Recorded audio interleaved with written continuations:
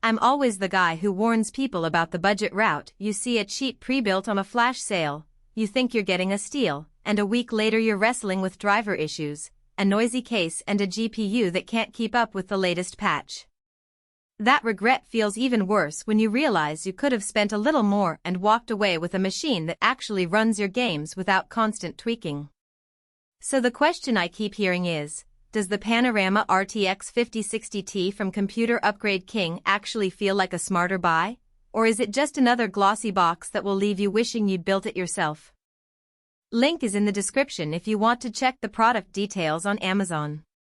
I spent a good amount of time comparing the Panorama to both DIY builds in the same price range and the other pre-built offerings from big brands. What stood out was the balance they tried to strike: a solid Ryzen 7 5700X, an RTX 5060 Ti, 32GB of RAM and a 1TB Gen 4 SSD, all wrapped in a case that already ships with a full RGB keyboard and mouse. That's a lot of ready-to-go for a gamer who doesn't want to spend weekends figuring out BIOS settings or hunting down a compatible power supply. First off, the CPU. The 5700X is a seasoned workhorse.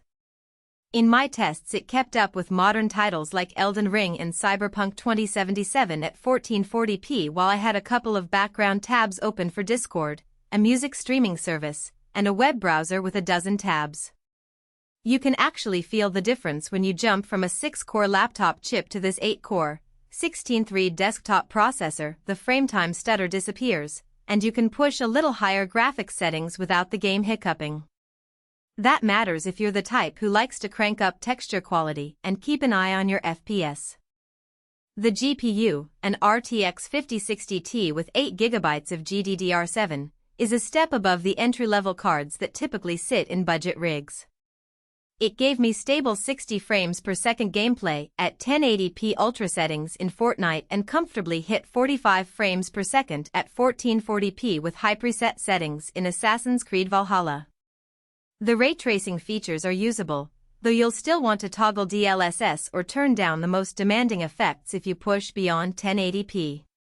In short, the graphics card is strong enough to let you play the latest releases without feeling forced into low-budget compromises. Now, the thing that often trips people up with pre-builts is the cooling solution. The Panorama comes with 10 ARGB PWM fans, which on paper sounds like a party, but in practice the fans do a solid job moving air through the case. I measured the temperature under load while running a 30-minute stress test, and the CPU stayed in the low 70s Celsius range, which is comfortable for a high-performance chip. The downside is that the sheer number of fans makes the case a bit louder than a minimal fan build. If you're gaming late at night or live streaming in a quiet apartment, you'll notice a low-level whine that you can dial down with the fan curves, but you can't silence it completely. Storage is another area where the Panorama feels generous. A 1TB Gen 4 NVMe SSD shaves seconds off load times, and I could install several large games: Red Dead Redemption 2, Microsoft Flight Simulator, and Call of Duty, Modern Warfare 2 without feeling cramped. The SSD also makes everyday tasks feel snappy.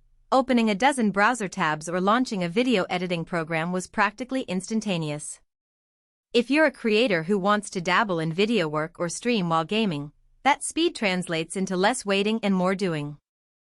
One practical perk that often gets ignored in the hype is the Wi-Fi 6 module. In my house the router is a modest dual-band unit, and I still got a stable 350 megabits per second connection in the bedroom where the PC sits. That's a nice safety net if you can't run an Ethernet cable or if you move the rig around occasionally. The inclusion of Windows 11 Pro out of the box is also worth noting. It's already activated, so you avoid the extra step of buying a license or dealing with activation glitches that can happen with some pre-built OEM copies. Who should actually consider this machine? If you're a gamer who wants to jump straight into modern titles without spending weeks researching components, this is a solid entry point.